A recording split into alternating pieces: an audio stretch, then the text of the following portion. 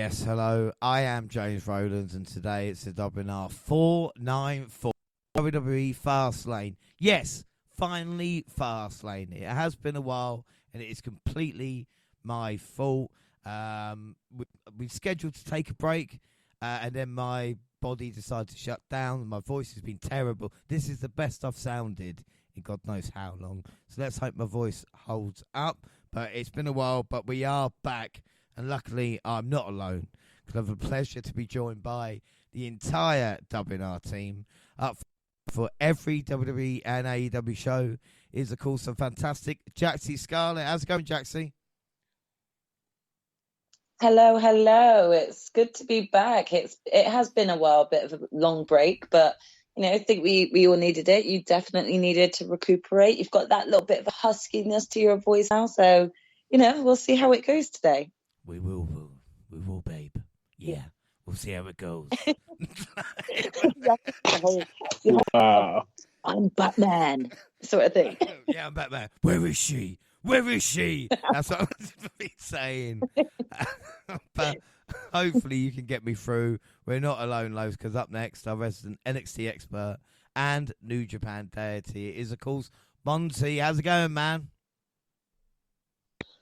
It was going good. I'm making it. I can't lie. I've been on a night shift, so I'm just kind of pushing myself through everything. I don't even think I deserve the deity title right now. I've been slacking on New Japan, but I'm happy to be here talking about Fastlane. I got a chance to sit down and check it out. So, I'm just excited to be here and pick up where we left off. Have you seen Raw Quest yet, or are you behind in that way? I've seen, yeah. I know. I did not watch the entire show, but I got the results and I finished the main event. So I definitely got a chance to see, a chunk of it, but I did not watch the entire thing. No. Well, you've taught me well, so that's what I kind of got to skip around, so you know how it is. Yeah. Yeah. Anyway, no, it's good that you're on the show. Like I said, with Fastlane, it's going to be like one of those weird NXT updates, when it's like 8 weeks previously. So, it should be fine. Last but by no means least, and at the moment, she's there with predictions. In fact, I don't think nobody does it better. It makes me feel sad for the rest, because nobody does it half as good as you. Baby. Gina, you're the best at the moment. How's it going? And you're on fire with predictions.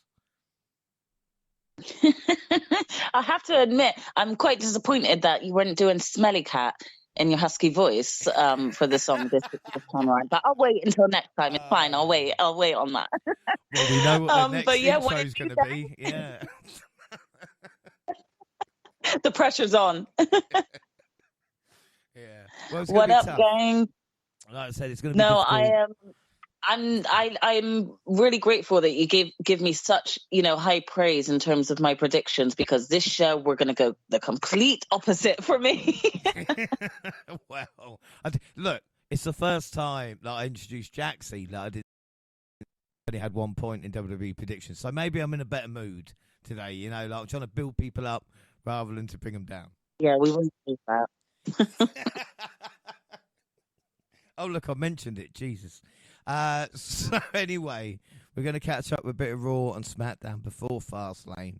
And Raw September 11th, Nia Jax returned, attacking Raquel and Ripley. And Jaxie, I know you're a huge Nia Jax fan. This is good for the women's division, surely. I mean, it's amazing. This was exactly what I wanted. Of course it was. Nia Jax coming in and picking on those are people that are like smaller than her, instead of say, turning up on SmackDown and actually challenging someone like Charlotte Flair, where that would have probably garnered a bigger pop. Of course, it was so much fun to see.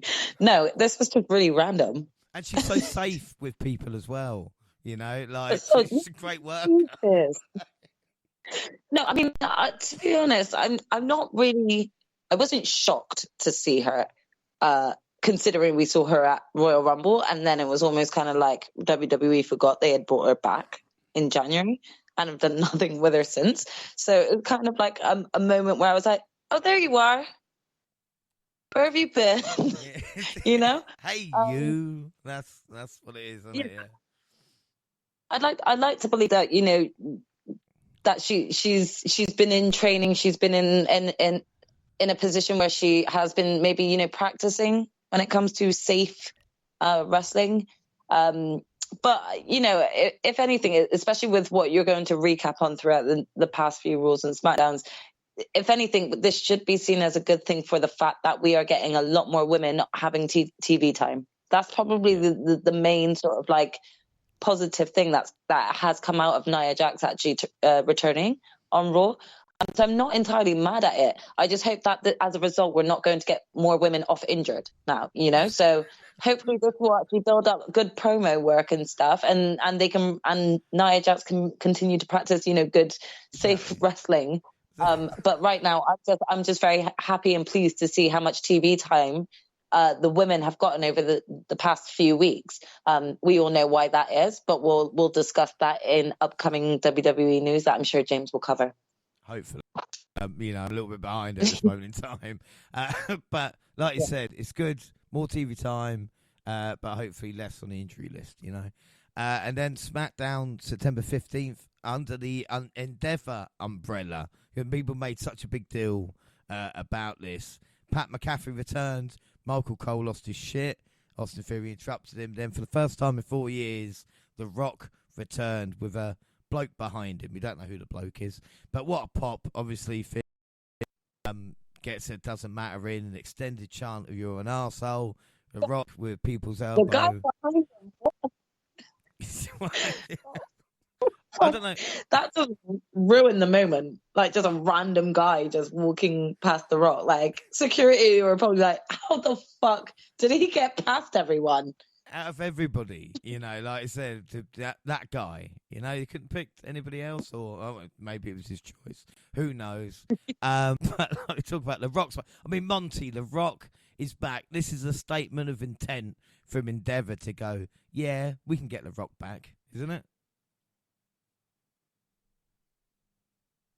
Yeah, it's definitely no surprise that when this was announced, or the timing of it all, it's definitely no surprise that's when they chose to kind of pull out that card. But like I thought when I first saw the Cena popping back up and everything going on in Hollywood, the actors and writers strike, it just made a lot of sense in general. Just like, hey, you got nothing else going on, Dwayne. Like, why not? You know what I mean? I know you're not working on a movie right now, so you don't have that excuse.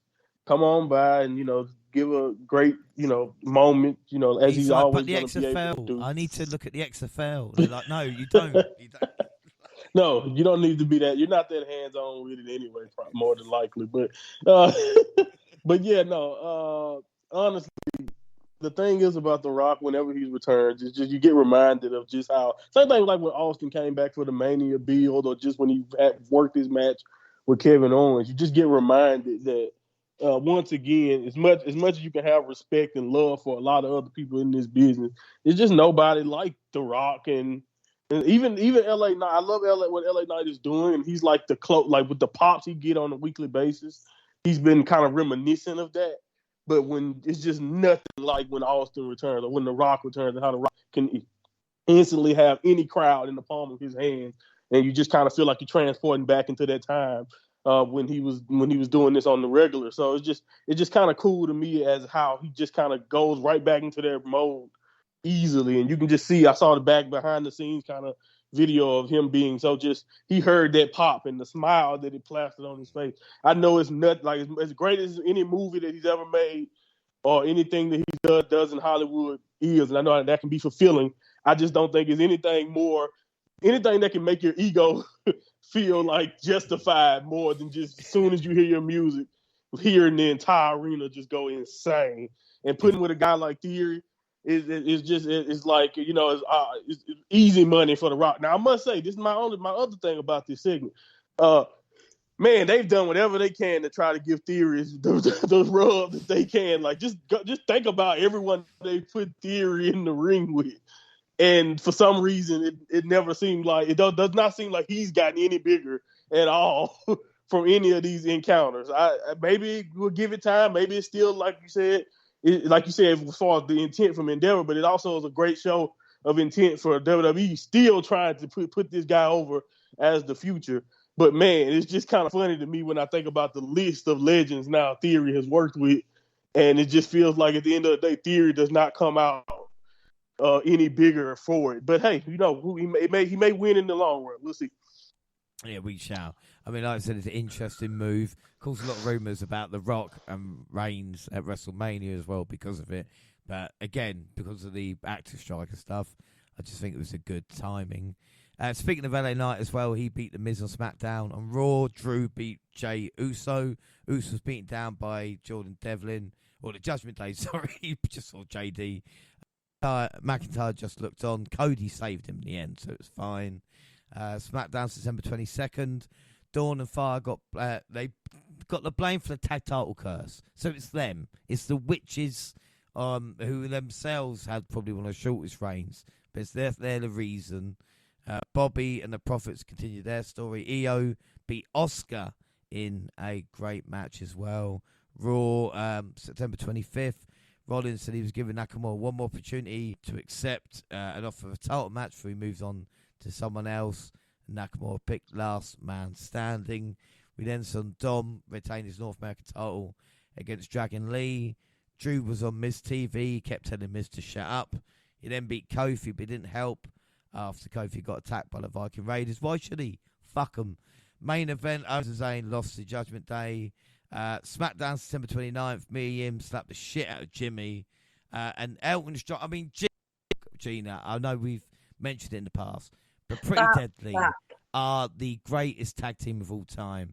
And Elton Strong and his recovery from a career-ending injury is one of the best storylines this year. I mean, I have been pretty invested, and like, I don't know much about Pretty Deadly, like apart from them coming up. Again, I knew they were in NXT, but I don't watch it. So for me, they are a new tag team in terms of seeing them. And I did kind of have a bit of a, oh God, here we go, a silly group sort of thing. But sometimes you need silliness in wrestling because it actually works. And this is a perfect example of that. It's working. I'm invested. I need to know he's fit and safe to come back to the ring, you know? Yeah. I'm so invested now. So yeah, they're definitely doing their job right, that's for sure. Yeah, I cannot believe they're doing the same vignettes on SmackDown as NXT UK. Like the character work is just the same. They just moved to a bigger and better show. We then see John Cena as well, looking for a tag team partner. And of course, LA Knight made the save and accepted the role on Raw, October 2nd. Rollins gave a promo with Nakamura, proving he could keep him down for a 10 count. McIntyre came out to give a promo about he was acting the way he has in recent weeks. He doesn't owe an explanation to anyone except his fans. He said he's going to stop being everyone's saviour and getting involved in fights he didn't start. I mean, Jaxie, amen. McIntyre is bang on the money here. And I'm not just being biased, am I? Like, fuck the rest of them now. He needs to worry about himself. I mean, to be honest, I think you're right in this aspect in terms of, like, right now, I really don't know what is in store for Drew. They've kind of got him, like, in my opinion, in this, like, limbo of they don't really know what to do with him. So, like, I'm kind of enjoying this whole sort of attitude that McIntyre's got of, well, why should I help you? What have you done for me? Like, seriously, like, he's got this, like, sort of not giving up attitude, but giving up on working with others, because it just doesn't ever go well for him. So I'm intrigued to see where things go for McIntyre from here. Whether or not things go up for him, that's still yet to be. Of course they are going to go up. He's going to, I mean, spoiler alert, he's going to be next Sure. champion, you know? But what I'm saying is that even, of course. You know, because you've told me to go over the bloodline and what happened with Drew. The same thing with him. So, you know, all I can say is, fuck him. No, we're going to be well like champion. You've told me to get over Charlotte Flair beating Oscar at WrestleMania, which is never going to happen, so. To be fair, the Drew was I'm not going to have an argument now, but Drew losing was the big thing to ever happen in professional wrestling. We're not going to argue about this. No, it was the worst thing. Over Drew McIntyre, but let's move on real quick. Say Monty, Switzerland, quick!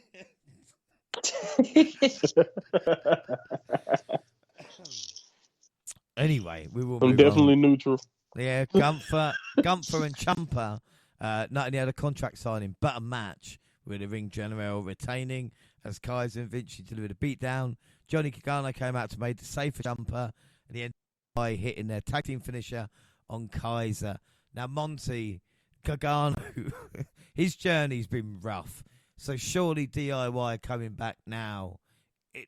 Is this the last shot for him? You know what I mean? Like, it's been tough, hasn't it?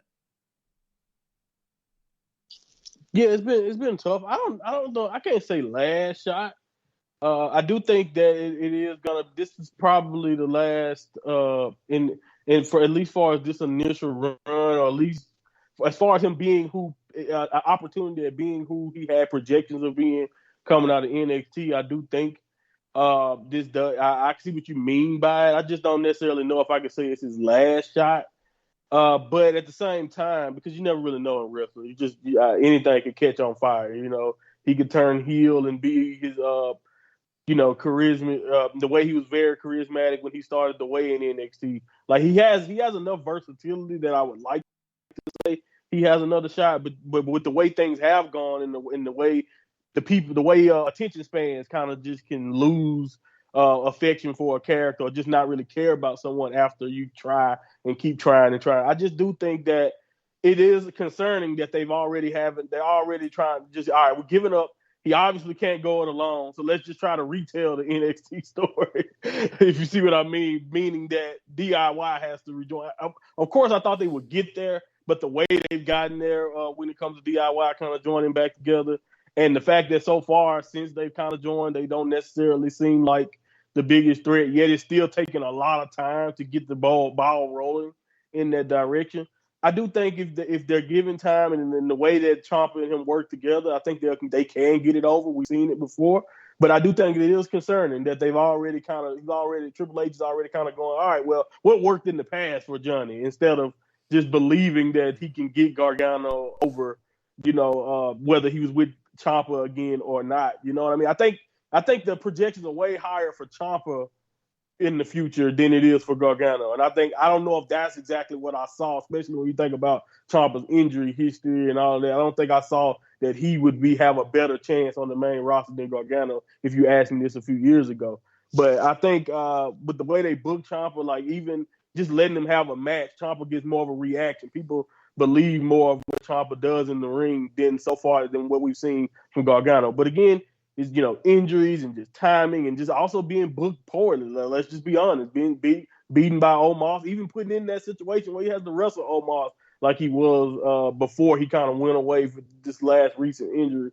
He just wasn't really put in the best situation. I'm optimistic that they can turn it around, but honestly, we have a lot of characters that was really good in NXT or had potential in NXT when Triple H was booking it. Now we look at them on the main roster and we're like, and they make it work as far as you thought it go. Some people it's worked out for. LA Knight, we've seen LA Knight is hitting it out the park. But, now you go in this situation. Like, think about that. When you think about what you know about NXT, would you expect LA Knight to be where he is and Gargano to feel how he feels now, James? Like, No. you know what I mean? Like, yeah, it's no way. Because, like, one guy was Mr. NXT and another guy was great in NXT, but nowhere near the level of Gargano. So it's crazy when you think about it, but I don't want to give up yet. No, but that's why developmental's so weird, because it's got, you've got someone like Pretty Deadly who haven't changed at all, even since NXT UK days. Right. Then you've got like Lyra Valkyria, who I wouldn't have. Don't get me wrong, we liked her, but you never thought she would be in a position. Evolved. She's definitely evolved. Same with, and again, there's people that you think like Johnny Gargano, even like with Aleister Black or someone like that, who you think you can't miss. And they can't miss that, and then fuck it up. But it'd be interesting to see, like I said, what happens with them. We move on October 6th, SmackDown Go Home show. LA Knight kicked off the show, great with a monstrous pop. Before we can say anything, Paul Heyman, Solo Sikoa, and Jimmy Uso interrupted. Back and forth, and full Cena hit the ring. The Megastar challenged Uso to a match in the main event. Before that, Charlotte Flair and Asuka beat Io and Bayley. Lashley beat Mysterio. Both of these are in their 40s, which is incredible when you think about it. Backstage, the Bloodline and Judgment Day came face to face. Looks like Rhea Ripley ordered everyone out as she had business to talk to. As we head to the main event, Jimmy versus LA Knight. Back and forth match led to a run-in by Solo. Cena made the save, standing side by side by Knight, but the Judgment Day interrupted proceedings, and an improved union. Not since the corporate ministry have we seen two sections get together with Jay and Cody rushing to the ring to support the baby faces, and of course JD McDonough bumping around to send the fans home happy. I mean, Gina, what are your thoughts on this? The Judgment Day and Bloodline, you know, should they be teaming up or should they be fighting each other? I mean, I don't really know about Bloodline and Judgment Day like teaming up together, but you know, kind of being like, you know, enemy and of my enemy is my friend sort of thing. That I don't mind, because like I think they both would have shared alliances, you know, and shared things that and goals that they want. But I also don't see one bound down to the other to say, you know, the Judgment Day rules Raw or the Bloodline rules Raw. I think like it would still be a struggle between them both, because they'd be like, well, you're not my boss still, I'm just working with you. So in that sense, I kind of like it, but it's probably because I'm always on the side of the heels anyway. So for me, I wouldn't mind this team up. I'd happily have this happen and them just ruin every child's dreams by having them just beat everyone and dominate everyone on Raw. No one can get past any of these factions, you know, but we know it's not always going to work out that way. No, but it's like a combination of you and Jaxie. It's the purple and red coming together, you know, and you just like, wow, shit, everybody's in trouble. But that's, exactly. Again... That's what people think whenever they see the twins walk in. When they see us walk in separately, they're like, we're safe. When they see us walk in together, they're like, rest in peace. Yeah. Well, again, my OCD or whatever it is, I get annoyed that Jay's wearing blue even though he's on Raw. Jimmy's wearing red even on SmackDown. I'm like, they could have done. No, I swear they're doing this to confuse me, James. I even had to ask Jaxie this week. I was like, wait, Jimmy's on Raw, and she's like, no, he's SmackDown. I was like, wait, I'm confused. Why are they wearing the opposite colors then? It's confusing.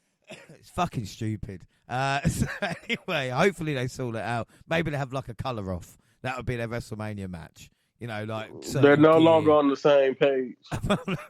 Yeah, exactly. Yeah. Anyway, it's time to try and remember Fastlane, everybody. Right, that is our task today, October 7th. But when people listen to the show in years to come, it will be seamless into Crown Jewel. So this never going to happen, this break. But what better way to kick off than with kickoff? Caleb Braxton, Jackie Redmond, Wade Barrett, Booker T, Pete Rosenberg.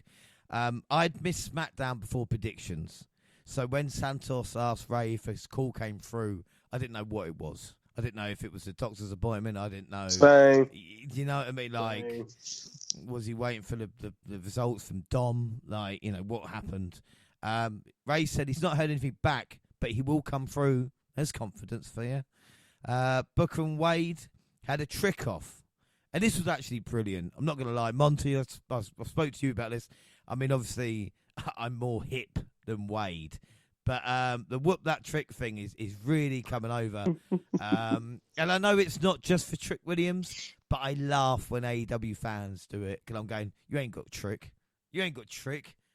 You know what I mean? That's hard. Yeah. I love it too. It's organic though, man. That's the thing. I think that's the best thing about it. It's completely organic. Something that happened naturally. Like you said, it's not originally a Trick Williams thing, but they've taken it, like not only NXT but just WWE, and Trick himself have taken it and run with it. And now, again, it's just crazy how something like that happened. You know, 6 months ago, Trick Williams would not be on your radar to that extent, but something catches on. And then here we are, you know, same thing with like LA Knight. Just again, something catches on, and here we are. Do you know what? I've watched every kickoff since like 2015, and that might be the best thing ever that I've seen. You hate yourself, don't you? No. Yes, no. But people, this is the thing, Monty. It's exactly the same with you with the Japanese stuff, and no one's ever going to say it, but at least I can be like, I did watch it, you know. So no matter what I say, right. You know, I have watched every kickoff. That's just, my God, no wonder I'm single. Anyway, Catherine Kelly got told to shut up by Bailey, who then got told she was not needed by EO. Jade Cargill showed up and showed out, woof, woof, woof, woof. I can't bark properly, but my God, you know, like Jaxie, come on. How great did Jade Cargill look, you know? Hell yes. I mean, you just see sort of a stare down without even needing to. Just having her on your screen just instantly gave you access to thinking about all of the dream matches she could be having. Yeah, that's what I was thinking of. Yeah. No, but what I find... James, calm down. No, but the thing is, Triple H just is giddy. He's like, you know, when like one of your mates gets a really fit boyfriend or girlfriend, Yeah, Jade yeah, around the boyfriend. You know, it's like, Monty should probably understand this. You know, when like the guy goes to pick up the girl for the prom the first time, and you have to put what do you guys call the flower that you put on the girls and when you take them to prom? You know the flowers? I have no clue. Yeah, Monty, what is it? What is it? I have no clue. That's a I have no clue. Come on, I did it, but I didn't know what the hell I was doing. Yeah, like they come up with this little box of a flower. I see it in American movies all the time. And then, like, you know, they get all giddy and nervous and they're shaking trying to put the flower on the girl. That's like no, it's true. I have no clue what the hell it is or where it even started. But that's like, what we did. How I saw Triple H going up to meet Jade as she got out of the car. Like, that was the feeling I got the same vibe. The thing is, whether Jade First of all, she would make anybody. Whether Jade goes Raw, SmackDown, NXT, Triple H is like 4 steps behind. No, it's when he first met China feeling that he's got right now. I don't blame. Like, can you blame him, James? Yeah. Like, come on. I was about to say. Oh my God! If it was me, I'd be like a foot behind and hoping she stops. Like, Do you know what I mean? Like that. Yeah. Yeah. You know how you starstruck and you just shake someone's hand and you don't let it go? Like, I'd just be like, God, nice to meet you, and just be stuck. Like, I wouldn't even know what to do. Like, they'd have to pick you up off the ground. I don't know. I honestly don't know. If I did meet Jade, use me like a broomstick. Do you know what I mean? Yo, this took a turn. Jade, I just have to bow down, you know? Like, that is a queen like that. I would not be able to do anything else. I just have to bow.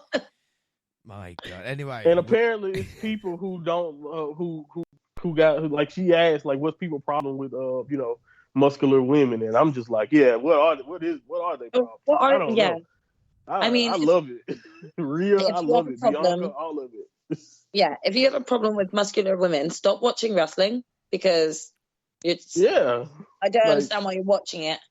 You have a problem with muscular women, but no problem with muscular men. I don't understand. Like, at the end of the day, it's part of it. It's part of it. But yeah, go ahead. These muscular women look way better than these muscular men because they actually, do look good in both wrestling gear and dresses, and they make it themselves look good. They're all queens. So anyone, putting women down for their muscles, they're just really intimidated by these type of women and just pity them rather than actually give them any other attention. All they deserve is pity. Exactly. And also about that, just to, make sure we're fair and impartial and straight down the middle. Every kill gives me a twinge as well. All right. So just so people know, I don't want to think one way or the other. All right. Come on. Do you know what? I still might be ill on the drugs. The drugs I'm taking to try and help me might not be helping on this one. If I start slurring, we know we're in trouble. You cop out. Yeah, I was just like, oh my God, look at the size of his sword. Just say that. Look at the size of his sword. Yeah. Anyway, Kayla said she looked all elite about Jade. Get it? Do you get it? Because Jade used to be in All Elite. It's clever. Anyway, main show. Oh, man, I didn't know that. No, penny drops. Show, Pat fucking McAfee. He could have tried harder. Pay me to do the intro to that show then. I would have given a little bit more. We started off with the undisputed WWE Cody Rhodes and Jey Uso versus Finn Balor and Damian Priest. After Jey Uso was worked on, Cody got the hot tag, and the crowd was electric for this. Jade and Madonna got involved and blasted the injured left knee of Damian Priest with a money back briefcase for naming for Cody's head.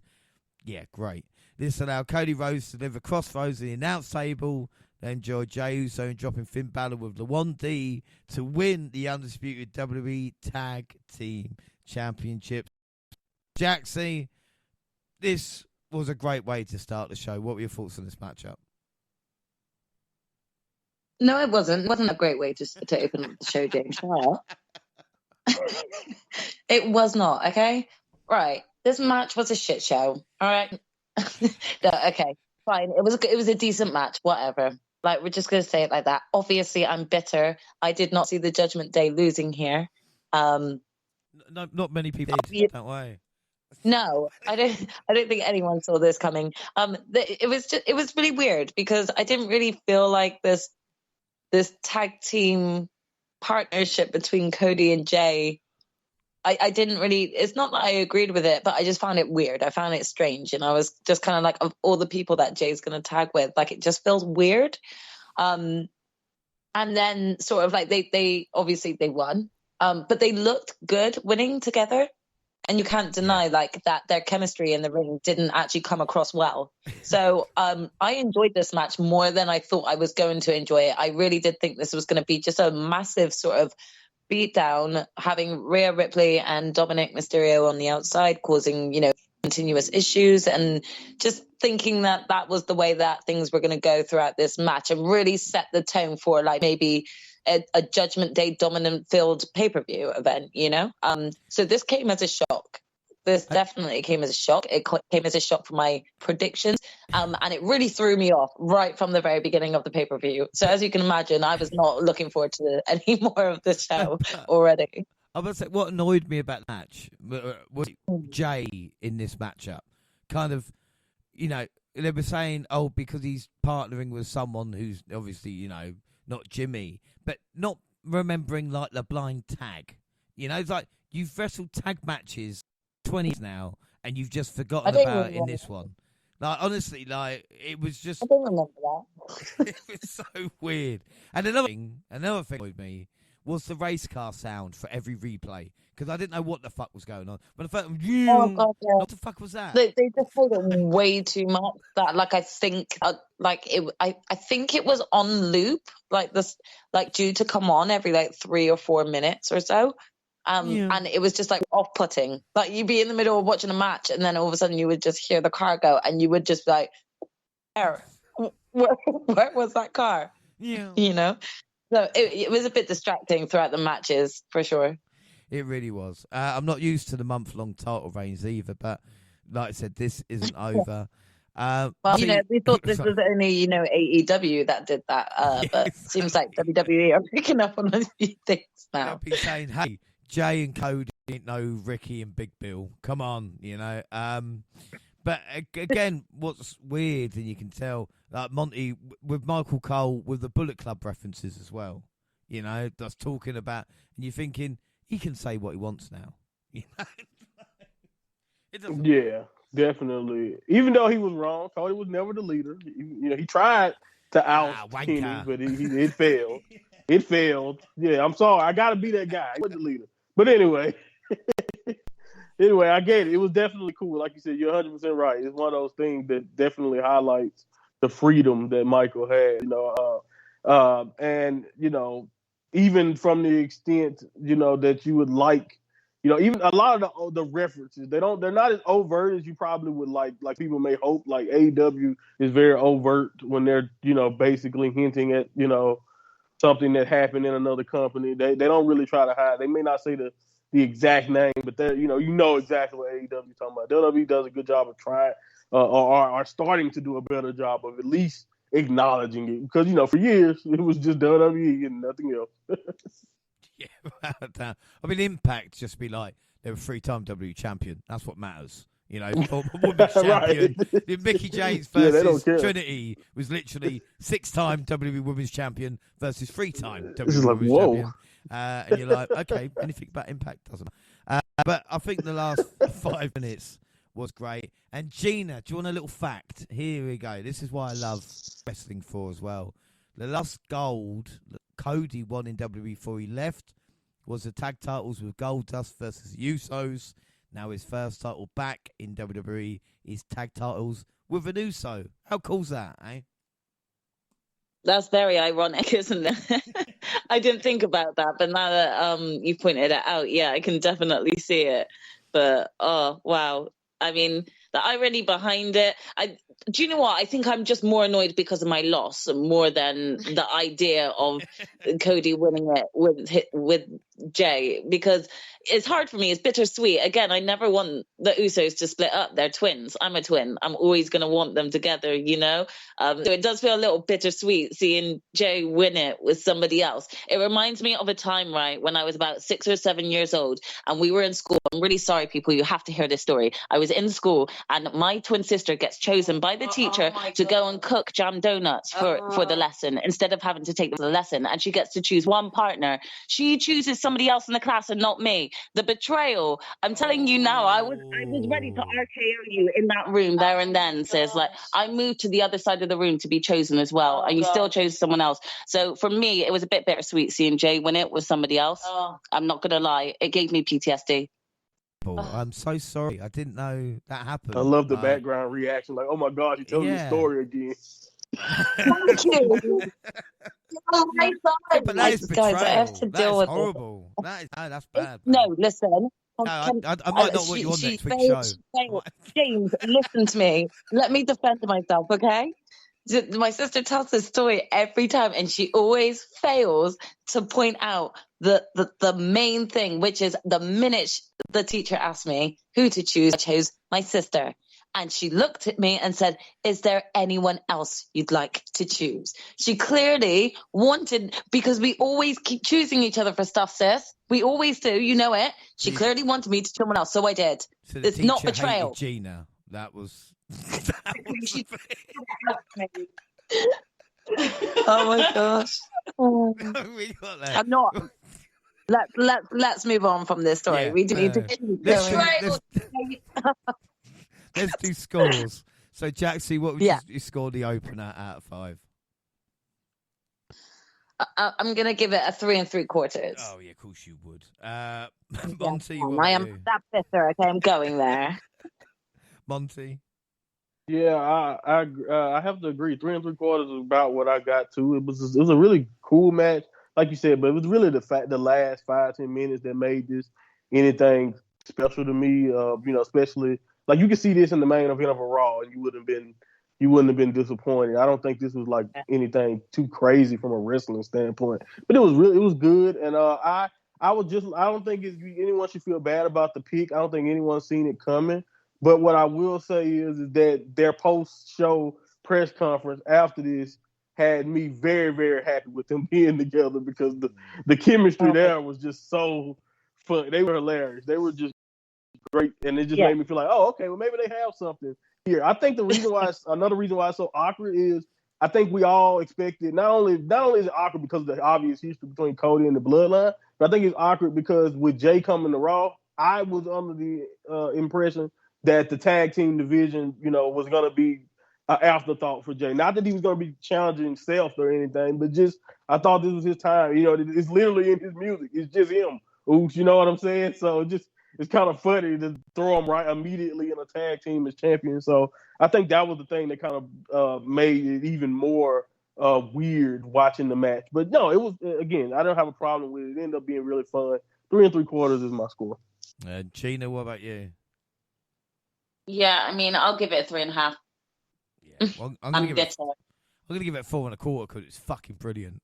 It was the best match on the show. Right, so it means predictions. Prediction Leagues 2023. So before Fastlane, the bonus league, we have 5 bonus points left. And at this moment in time, Monty on 16, I'm on 15, Gina on 13, Jaxie on 11. AEW, well, I thought it was one, but it looks like we've got 2 fucking AEW shows left. So, Jaxie is not guaranteed a win anymore.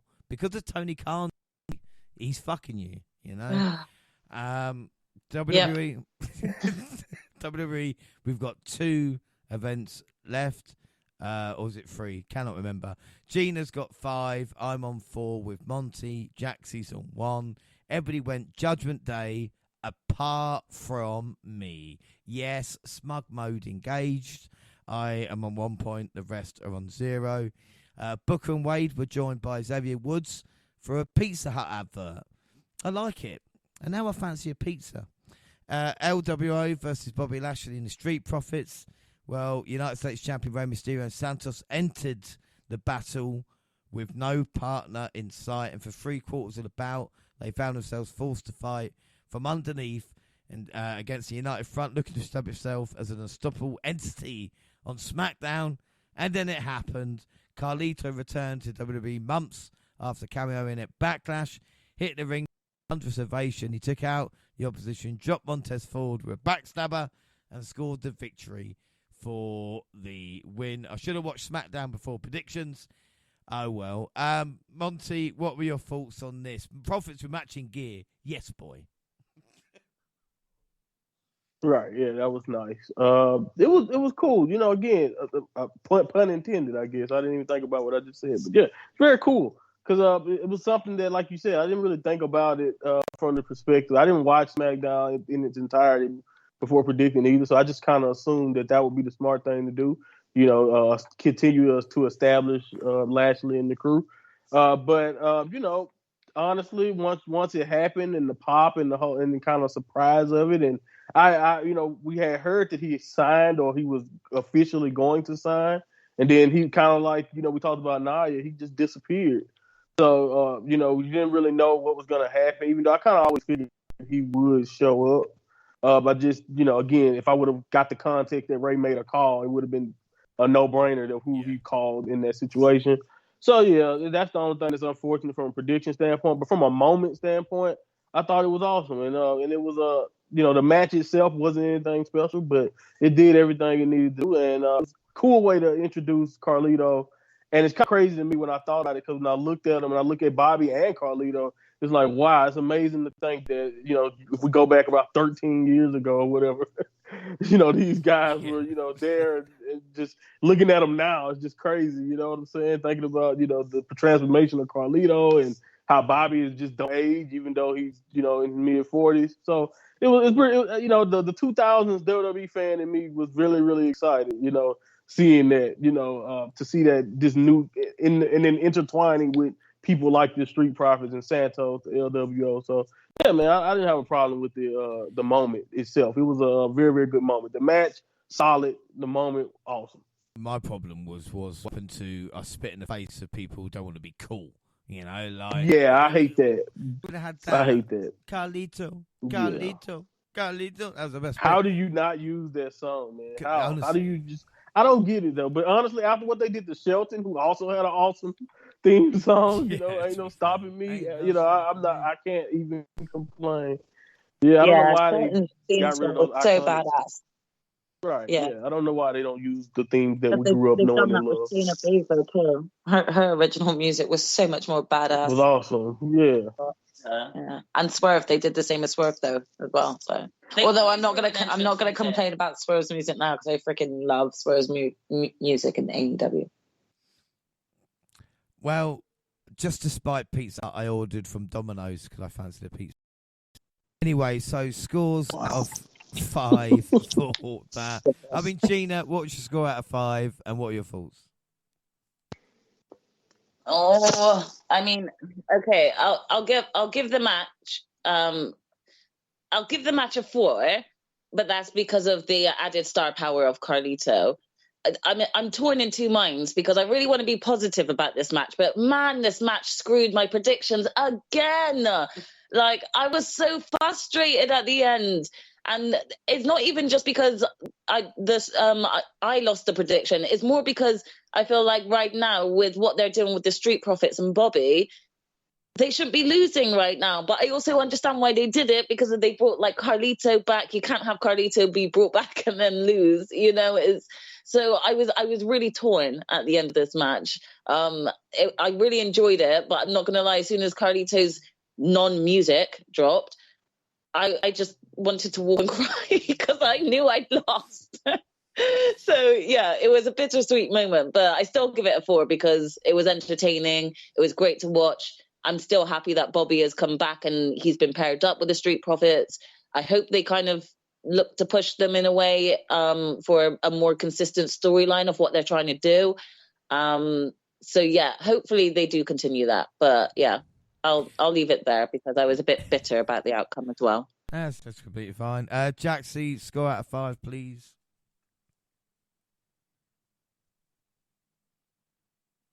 Yeah, I'm gonna give it a 3.5. I think that the match was good. It was just again, agree with my sister. It screwed with my predictions, so I was really screwed when I heard his music. I gave it a 3.5 just because I thought it was good, but I didn't think it was like as good as like the tag match before that. Like Rey Mysterio pretty much had a 2-on-1 or a 3-on-2 situation. Yeah, we all knew there was going to be a surprise coming. I should have just thought about the fact that if a surprise is coming, then it probably means that person's going to win. So next time, maybe just go with whoever it's got a surprise partner coming. Yeah. That's my lesson learned. Yeah. True that. Monty, what will you score it? Yeah, 3.5. Like I said, match was solid. Great surprise. Yeah. I go quarters. Predictions, we all went for Bobby's Boys, so I'm on 1, the rest are on zilch. WWE Women's Championship match, Charlotte Flair versus Asuka versus your champion Io Sky. Asuka sported a new robe and a mask with blonde hair, probably a nod to Flair. The Empress of Tomorrow took advantage of the no disqualification rules, spraying mist. I say sprayed mist, like a little bit of mist in Flair's face, you know. She could have taken as much as Rollins did later on. But Desmond Matena rolls lead with damage control. Bayley scoffed at Io Sky's request that she stay backstage, and she got herself directly involved in the closing moments of the bout. But unlike recent instances, the interference benefited the champion, with Bayley finding a distraction that took the referee's attention away from Asuka tapping out to Flair's figure 8. Sky launched herself from the top rope with a pitch-perfect moonsault and pinned the Queen to win. So, Gina, what are your thoughts on this match? And Charlotte was screwed. She was screwed, man. This is disgusting. I mean, I don't exactly have the same views. I was happy that Charlotte didn't win. I wasn't ready for another Charlotte reign just yet. I was super, super happy. I don't think Io needs to lose the belt yet. I was happy with the match. I thought the three of them worked well together. I'm not trying to be a Debbie Downer when it comes to the mist, but it's just not having the same effect that it had back in the day when Tajiri did it, you know? And I don't know if it's because it's been overused maybe for my own liking, but yeah, when sometimes you see it and you're just like, yeah, you can still see Charlotte. We know you can see. But regardless, I enjoyed the match. I was happy that Io came out on top because I don't think she should have lost it. They do keep teasing this the breakup maybe or breakdown between some of Damage Control, or like, you know, especially between Io and Bayley. Like Dakota's kind of just like the middleman, but they're teasing it, but they're not doing it yet. And I don't know whether they just keep wanting to do it and then they end up, you know, pulling the plug, thinking no, not right now, or whether they're just not intending to do it anytime soon, but they're just having Bayley be annoying as hell, you know. So I don't know what they're doing with that yet, but regardless, I still like Damage Control together, and I think that they should kind of keep them like that still. So hopefully they won't mess it up, but I'm happy with the outcome at least. Yeah, and Io is so cool as well, and I'm sure Charlotte's had worse things in her eyes. I'm glad they haven't ruined her music yet. No, that's how it's such a cool end. Please leave Io's music alone. I mean, Jaxie, Charlotte getting screwed over. It's just, you know, when will that woman ever catch a break? When did she get a chance? What? Shut up, James. Right? Been held down for so long. Hold on. I mean, he You So know, long. you know what? If you'd he's have only just had said like that to me 15 first, total chances. It's not. I would have just fucked you in the face right there. I mean, if anything, I think Oscar got the sore end of the stick here, being put in the figure Really? eight. Well, just yeah, being in the figure eight there, to having to tap out to this bitch again. The minute that EO If she then hadn't have also tapped then out, comes, wouldn't be an issue, would it? You know, it's Oscar's fault for being weak. Yeah, toughen up. Yeah. right. Yeah. Hey, where are you two going with this attitude? You both need to in right now. Why are you both coming at Oscar like this? All of this is Charlotte Flair's fault. Charlotte Flair is the one who got pinned. So let's just remember that, okay? EO pinned Charlotte. That was entirely satisfactory to me. So, yeah. No, it's fine. Indiana screw job. Man, it's bad, Monty. Like Charlotte. The crowd didn't get into it till quite late. So, but again, this is showcasing what SmackDown Women's Division is. Good and bad, I suppose. Gina, what would you score to start us off? Score us out of 5. 4.5. 4.5 there. Jaxie? I mean, I'm going to give it a 4.25. I enjoyed the match itself. I thought that it started off a little bit rickety, but like the amount of near falls that was taking place through the last half of the match kind of actually had me kind of going, who's going to win? So yeah, 4.25 is fine for me. Monty, what was your score and thoughts? Yeah, I was kind of disappointed with the fans at first because I thought they were working really hard from the onset. I was really into it. I thought this match really was the thing that kind of got me going for the night. One, those other two matches had good moments and were good, but this match really felt like a good match throughout. I give it overall 4 stars, like you guys mentioned, for a lot of the same reasons. Charlotte doesn't necessarily need to look strong in defeat, but this is WWE. At this point, we should expect it. We should just be happy that she got pinned, whether it was a screw job or not. So, I'm just happy that EO retained, and we can just live with that. Yeah, I'm gonna give it a 4.25. Predictions, real. So I'm 2. The rest is on 1. Pat McAfee pissed me off again with the Mania cheap pop. It makes London feel less special now. I'm not going to lie. He introduced John Cena for his match, teaming up with LA Knight versus Jimmy Uso and Solo Sikoa. Cena took the majority of the heat, setting for the heels before the red hot tag for Knight, which popped the crowd and led to a fantastic home stretch. The crowd was completely behind the for the comeback. His energy and intensity fired him up even more. Despite the GOAT getting a bunch of stuff late in, it was Knight who delivered the BFT to secure the win. Jaxie, what are your thoughts on this? Because this was perfect for LA Knight, I think. Yeah, I mean, I thought I was going to... I don't know. I think that I was apprehensive as to how good this match was going to be, sort of having a John Cena, LA Knight team up and stuff, and how well it would actually work they'd work together and stuff.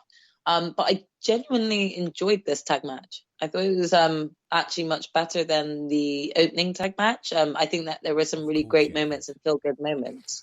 But I also just think that LA Knight really kind of like was sort of the MVP throughout that match.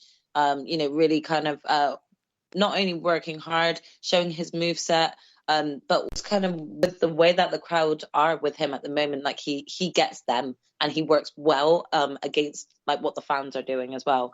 So I think overall this match kind of was really an enjoyable match to watch, It was kind of one of those ones where you just kind of knew that the bad guys were going to ultimately get sort of like their butts whooped.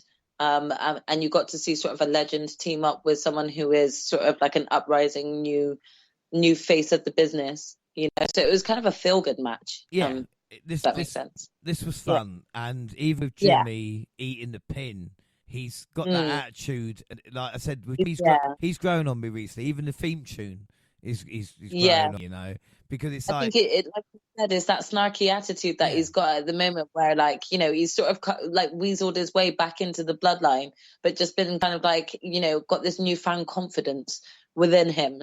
that is kind of like I kind of don't give a fuck type of attitude, you know, like it doesn't look like he's worried or hesitant as to what outcome Roman Reigns would have as a reaction to what Jimmy does in or out the ring. He's got this sort of no wrong doing, sort of can do attitude that just lets him just sort of like get away with being able to eat a pin like this and not actually hurt his reputation, if that makes sense. Because we know what this is ultimately building to. So it's kind of like the opposite as to what we're seeing being built with Jay on Raw. Like, you know, Jay's got like this real redemption arc that he's really trying to build on Raw, especially with firstly coming to Raw and having like the entire tag division just sort of gunning for him. You know, and then Jimmy, on the other hand, in SmackDown is so laid back, so happy to be like, I'm part of the bloodline. You're going to get in my face and here, answer to my little brother, you know, like that sort of thing. He's, so it's going to be really nice to see these two clash of personalities, because this is like sort of like the most opposite of personalities both Jimmy and Jay have ever gotten. So it's going to be interesting to see how this continues to progress up to WrestleMania, I guess, you know. That's what I'm saying. They've got to make it last. But again, I think that's an excellent point you're saying there, especially how different they are when you consider how similar people thought they have been throughout the years. Exactly. It just goes to show you that you can't always believe that twins are one and the same, because sometimes they do have completely different personalities and they've just been hiding that the whole time. So let's see where this goes. It's going to be fun. You can tell that Jimmy and Jay are having so much fun with this storyline. So, yeah, it's going to be great to see sort of the ultimate outcome between them. Right, Al. Another thing I really like at the moment as well, and Gina, I don't know if you noticed it, was Paul Heyman with his grey hair at this moment in time. Since Roman's been away, Heyman has been in such a... And then as soon as Roman came back, which was a SmackDown afterwards, Heyman looked like he'd de-aged 10 years. You know, again, it's great character work, but he's not shouting it from the rooftop, so it's not noticed, you know? Yeah, for sure. I mean, I don't know what it is about Paul Heyman, but it just works. He knows how to work the crowd, and he knows how to work with the people he's with, you know, and it's great just to see how he is, because you just witness the growth as a character as well. And again, he does a lot of seed plotting, a lot of stuff just behind the scenes, but everything he does is so noticeable. So even if he's just stood in the background having a conversation with Rhea Ripley, it's noticed. You know, everyone's zoning in on that. No one cares about the current interview that's going on. Everyone sees that in the background, sort of thing. So if you ask me, I think like everything Paul does is just ace, and he just needs to continue. Yeah, without a shadow of it. Scores out of 5 then. Monty, start us off, score out of 5, and your thoughts on this, because LA Knight just looked like $1 million. Yeah, I think this match for me was just how giving John Cena is. You didn't see John Cena in that spot a lot. You know, usually in tag matches, you know, he was coming in for the hot tag. He took everything. He got beat up most of the match, and I just think that's really, really cool for somebody who don't have to do that. You know, just like I know, James, you watch this business a long time. A lot of legends do not age gracefully. They're not giving on the way out, and I think what John Cena's done, question even what he's gonna do after this on the SmackDown after this for LA Knight was just really, really cool when you think about who John Cena is. And also, like you guys said, the thing is with Jim, I really love. Not only do I love what Jim is doing, his character, it's just everything has been so subtle. He hasn't had to come out and say anything, but every action that he's made, like he's delusional. He's the tribal chief, or at least should be on that level with Roman. And it's just like, at first it was something that was very confusing, but now if you let it out, what Jimmy's been able to do, the opposite of Jay, like you earlier, it's just been really, really good. Like even from the theme song being kind of sampling a Roman's theme song. Like I didn't notice that at first, but then when you listen and you realize, oh my goodness, they have Roman's song in his entrance music. It's just like it's just genius. It's very, very genius that he's lost his mind to that extent. It sounds also like the puppeteer, like he is, you know what I mean? He like controlling the strings, even though he's not. And again, is that a delusion that he's got in his head at this moment in time? Right, like it really feels like Jay kicked him into another world where he thinks he's the tribal chief. Like he got super kicked that one time about his brother, and he hasn't been the same since when it comes to his ego and just the way he acts. I just love it, and it's definitely going to come to a head if they playing their cards right. It'll ramp up perfectly for WrestleMania, hopefully, if everything keep going as planned. But yeah, man, this is awesome. Like you said, LA Knight feels like the man, and I just think it's just really, really cool for John Cena to be in this match and to just kind of be like, no, this guy right, he's the guy right now. Let's shine the light on him. I'm pretty sure that was a creative thing in general. I'm pretty sure Triple H or whatever wanted that to happen, but it's still cool in my opinion that John Cena would be so giving in that thought process. Because like I said, it's just so many people who have not necessarily been willing to just hand it over at this stage of their career, even if we know Cena has a lot more of his career behind him than in front of him. But yeah, man, this is good. I really like it. This is probably the best tag match of all of the tag of that night's tag matches. So yeah, I'm gonna overall give it 4. It was fun. It was really, really fun. It was good and it had me optimistic going for what LA Knight can be. Yeah, without a doubt. Tell you, what about you out of 5, Jaxie?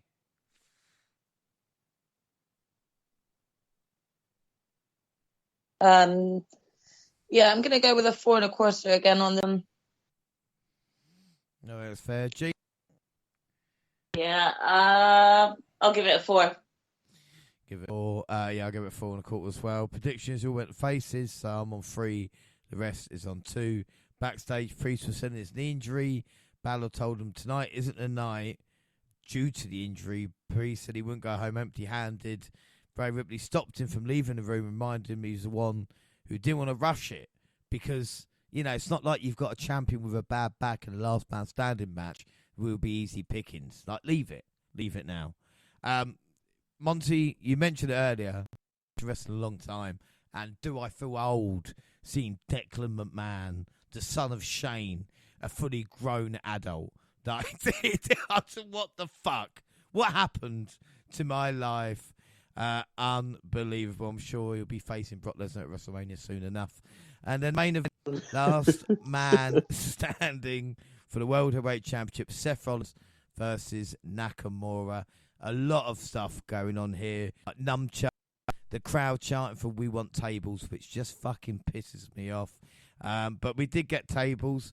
More placements on the table at ringside. The rope and drove both his knees onto Rollins, which put him through it. Rollins used the table to get back up 9. Rollins had a ladder set up against the announce table. Michael Cole turned into JR watching Stone Cold Steve Austin here when he was like, Rollins, think about the children. You're back. So bad. Just quit. Give up. Like, Michael, he's doing all right. Don't worry. Rollins got Nakamura from Oscar and spat in Rollins' face, who went through the announce table. They went round through the crowd as well, with Rollins landing on a crash mat. They then continued, looking like it was going to be even more kind of mayhem. And it finished with a Falcon Arrow. Now, don't get me wrong, Falcon Arrow's all right, but, sent it through the table at ringside. And Nakamura stayed down. Rollins got to his feet. Still World Heavyweight Champion. I mean, Monty, I might be negative. I only watched this earlier as well to catch myself up. But this felt long, even though both tried hard. Yeah, it was long, but I really loved this match, especially when I watched it live. It was cool. I really was into it, especially with a lot of the spots that they tried to do. Seth Rollins selling was top notch. He really sold everything really well that Nakamura had for him. Was a lot of spots that I wasn't really expecting to see, like the diving knee through the table outside. It looked kind of crazy from the camera angle they gave you. I do wish that this match did not spawn some of the conversation that spawned from this match about crash pads. I just wish people shut up about it. It is what it is. Like, do you want them to break their bags? Do you want them to be hurt? You want wrestlers' career to be shortened? Yes, we gotta agree. The conversation I want to hear is companies have to do a better job of hiding it. If that breaks people's immersion so bad, then sure. Me, on the other hand, I could care less. I watched the other end of that spectrum, like in Japan when I thought Kenny killed Ospreay through that wooden table that was not gimmicked at all. I see other ends of the spectrum, and people are telling me that something's wrong with that. So you have a problem with it if you go that far, and you have a problem with it if they protect themselves. Like, I get it; they should do a better job of protecting and hiding the fact that it's a crash pad. But at this point, kids, everyone should know that they're not jumping on the floor to try to kill themselves at this point in wrestling. I just hope, I don't know if that's a news flash for some of you people, or you want blood, or some of you people don't want it. You pick and choose what you want to criticize. That's just how it goes, especially on the internet. But I just wish the narrative would stop. I thought the match was really, really cool, though. I will say this: the thing that kind of made it long to me was the fact that the match should have been over, and I would have been happy with it. But I knew once Seth survived the red mist and pushed through the table onto his back. When he survived that, I was like, yeah, Self's retaining. It's over. Sorry, anybody who wish, and that's the only thing I hated about it. The only thing I hated about it is that it just confirmed that once again Nakamura is the guy to prop up the actual guy, and I hate that because he has the charisma, he puts together the great matches, and he has the moveset to actually be the guy. I'm not saying it's an age. Honestly, I don't want to hear anything about it being an age thing, especially when we got LA Knight literally being, like you mentioned it, AJ. It's so many people: Rey Mysterio, Bobby Lashley, Carlito. Now, like, we got so many people that's in this age range. The so I don't really want to hear anything about age. The 40s now is what the 30s was 10, 15 years ago. Like, it now exactly. Right, that's like your prime at this point. Yeah. So I was really into it. I enjoyed it. I will say that if it is a criticism, the length of it or just how dragged out it felt, I get that. That's probably the one criticism that I would have also. But I was into it. I really enjoyed it, and from what I remember watching it live, I was really into it. Specifically, the last 10 minutes of it, like I said, when they just started to kind of go all out with some of the spots they put together. But, I thought it was a really good blow-off to a really good feud for Shinsuke Nakamura. I just hate that, again, he's probably never going to be the guy. Or if he does finally get over that hump, it'll be one of those, oh, he finally did it. And you know how those go usually. Well, that's what I put Naka may never get his deserved run as world champion. And unfortunately, Roddy Piper or Kurt Hennig, and you wonder why that never happened. I think Nakamura is definitely on that list right now. But again, it's interesting. I mean, Gina, what are your thoughts on this matchup? What are your thoughts on Seth Rollins' world title run? Because obviously we've got the Mammoth Roman going on at the moment, but Seth's not been pinned, I don't think, in a singles match since like the 2nd of January. And he's been pretty much a tear since becoming champion. I mean, I get that they're trying to build another champion up and make this other belt seem just as prestigious. So I get that. But I think my whole query and question with this was, I don't see the point in you doing a 3 series of matches. Now, we've had like Seth and Shinsuke have like 3 matches now, like 3 big matches. And like, for me, the outcome is possibly by the 3rd match, Nakamura is going to get the win, So I'm really confused on why Nakamura didn't win this one. Because for me, it just didn't make sense that he didn't, and so it's not that I was disappointed, but I'm a bit like Monty as well. Like the match was a bit long in places, and I don't think it was needed to be. Especially if they were just going to go with Seth winning it as well. Again, it kind of would make sense with Nakamura having to do everything above and beyond to just get that final win, I don't know. There was something about it that annoyed me, but I also thought it was a good match and both guys put a great performance on. I also am in agreement with Monty as well in terms of, people cussing out the crash pad like that. If they didn't have that there, you would be cussing the company out for not putting the safety first. Like how many accidents have we seen happen? So you can't really blame the organization for being cautious when we're watching these high flying moves be done. So yeah, I'm so over the online hate sometimes. Just, if you're not here for it, then stop watching wrestling. I just can't express that enough. Anyway, moving on from that, I still thought it was a good match. Probably the only one that did kind of feel like pay-per-view worthy, really, on the card. But in all, I didn't think the whole card was necessary. It could have just been a rule for me. So yeah, Well, it's weird looking back on it. I don't know if I've yeah. rated this one yet. I don't know how to rate it, to be honest, because I still kind of feel like Nakamura deserved the win. So I wanted to give it a high rating, but I can't give it more than a 4, to be honest. No, that's fine. Like I said, it's interesting. You know, I know this split opinion. Jaxie, what are your thoughts? Because obviously with Seth getting the win now, and what's the end game with? You know, what's? I mean, I know he's going to lose the world title to McIntyre at the next show, but you know, where's it heading for him at this moment? I still feel, like I feel like if we need to get a Damian Priest cash in at some point, I don't think that like he can carry on with it for much longer. Although that being said, this was like sort of like a major twist comes up like a week, maybe 2 later with what Damian goes through. So it's really hard to see where he comes into the picture. But I kind of figured that it was going to be Damian that takes the belt off of Seth, ultimately.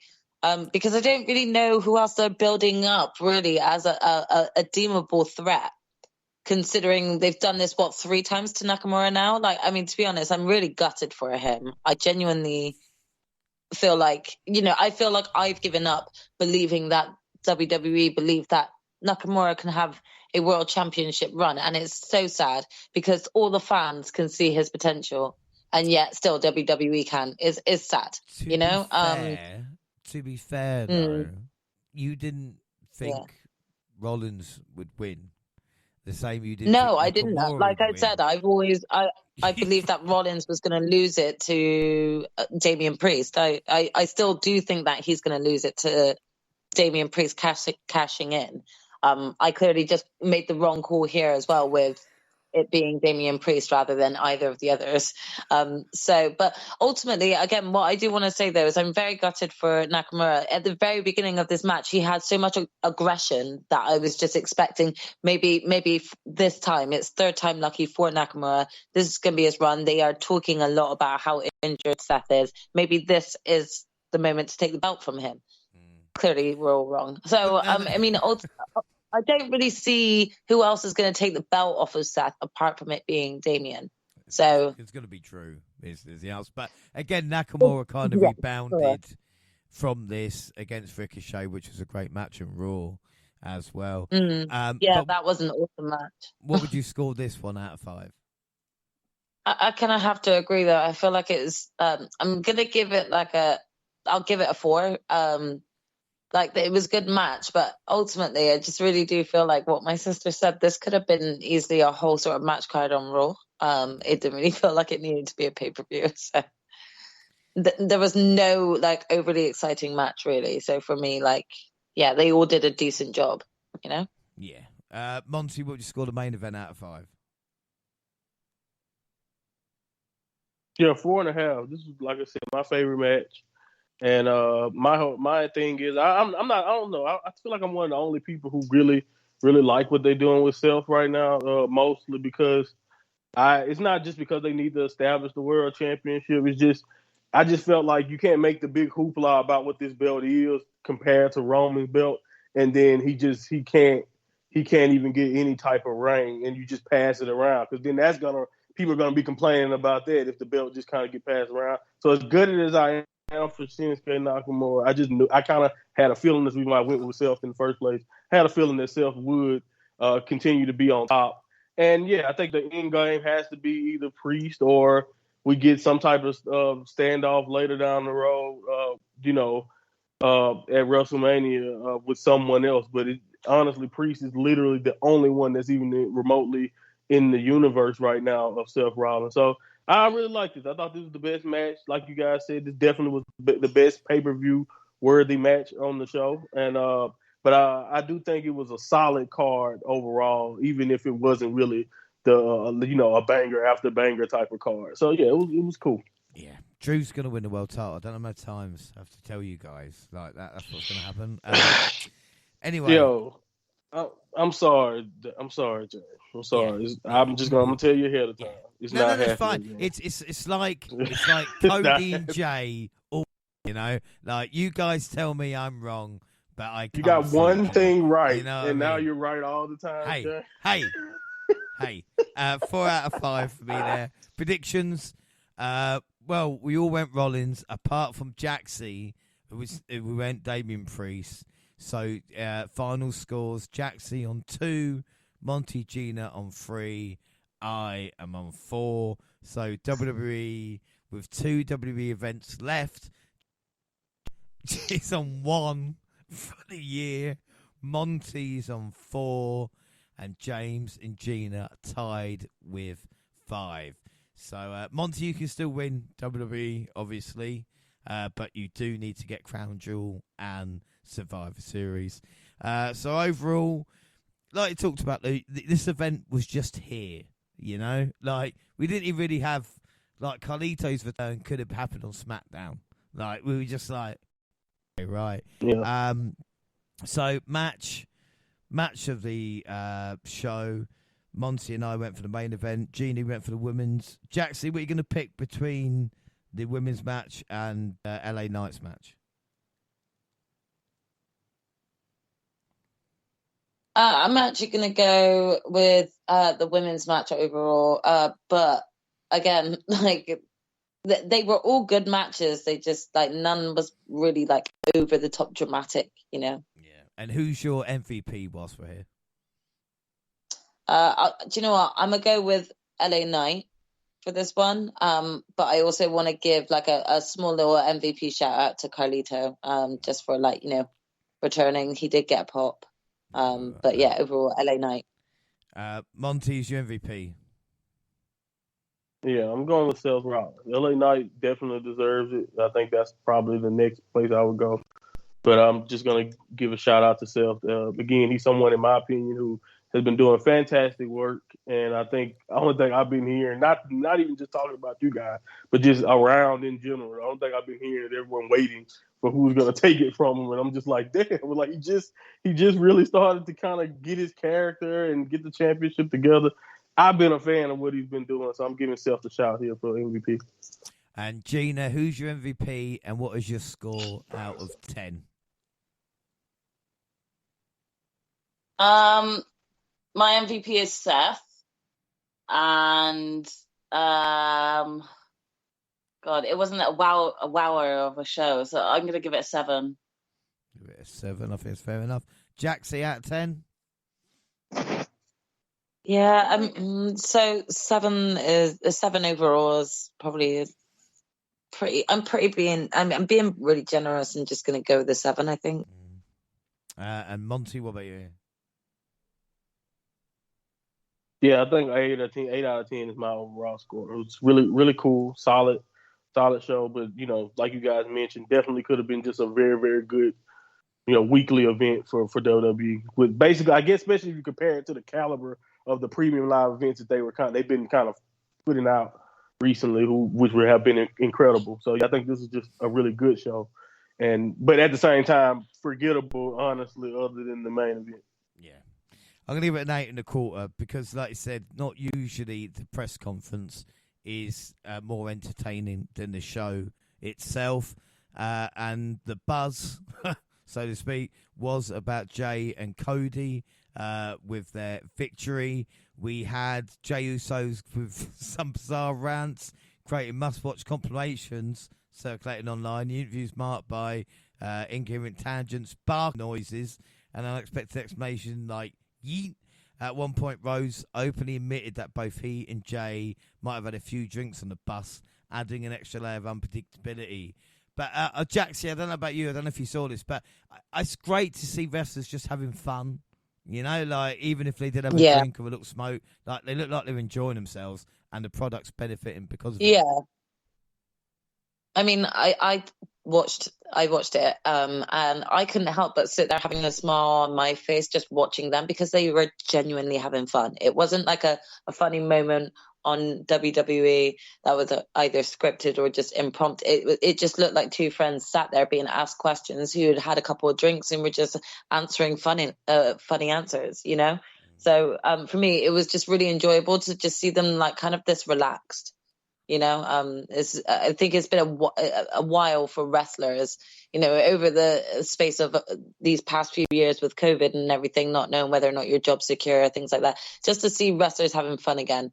And so just kind of seeing them just having fun with the press and everything like that, it was fun to watch. Nothing about that. I mean, Monty, this was such a laugh. And I know you don't usually, I know I'm the one that's probably watching the kickoffs and press conferences, but I think if they do more like this, more people will watch it, you know? Yeah, the press conference I have a different opinion on than I have for the pre-show. The pre-show is garbage. Don't waste your time with the pre-show. The press conference is the press conference though. I always get a kick out of it. Mostly because I'm just waiting for Triple H to come tell me how this is the greatest show in the history of wherever they are. Broken records, yeah. He has to come out and give us a rundown that this is the greatest show they've ever done. But yeah, I agree. Seeing the wrestlers in this element, kind of like, because it reminds me of I know I've seen AEW do these, but it's not just AEW.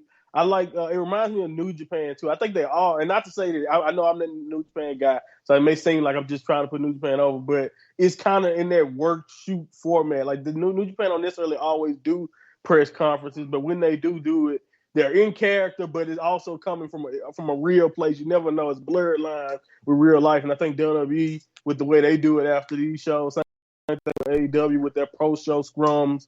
You know, you kind of get a little bit of the character, but you also get a little bit of what they truly feel and how they truly are from it. So I really love that element. I always liked it. So I'm glad WWE and AEW for that matter has kind of taken that element and tried to, kind of let you behind the scenes just a little bit, as much as you can when it comes to American wrestling. And like you said, Cody and Jay, they had a few beverages. I heard Jay was accused of having a little bit of something else, but it was a great time, man. It was really, really cool, and I really enjoyed it. And I think, like you said, moments like that, it only can just make it brings you closer, man, because it really humanizes the wrestler. Not to say that they aren't human. I think sometimes fans forget that they are just regular guys and gals. And I think the press conference give you insight to how they approach the business, and I really love it. I love everybody's press conference. I try to catch all of them, honestly. Yeah, right. I mean, EO was asked if she'd wrestled Taylor Swift or something like that. And then Triple H at the end was interviewed, talked about Edge, and says the time was right for him, the time was right for us. He had an amazing career, an amazing send-off, but it's the right time. Fuck him, I've signed Jade Cargill. I mean, Gina, probably about right, isn't it? You know, I mean, AEW may get Edge, but they've got Jade Cargill. Who gives a fuck? Yeah, I mean, this is just something we're still going to see over the years. You know, people jumping ship, going like from different promotions. But I don't think that's necessarily a bad thing. It's all just about, you got to think about it from a work ethic point of view. These people got to have work. If they're not getting shown on one show and get offered work on another, you're going to take it. All of us would in that position, you know. So, yeah, definitely can't blame them there. So. But it's still, I'm happy and excited to see Jade and what she's going to do. Yeah, without shadow of a doubt. Right, I think we're going to leave it there, and we'll catch up with Raw and SmackDown and Drew McIntyre's quest to become World Heavyweight Champion at Crown Jewel on the Crown Jewel show, which will happen in a couple of weeks. But don't forget, we're across all social media, Twitter at the WNR Podcast, I'm at the WNRJR. You can find the entire WNR team on the Twitter banner.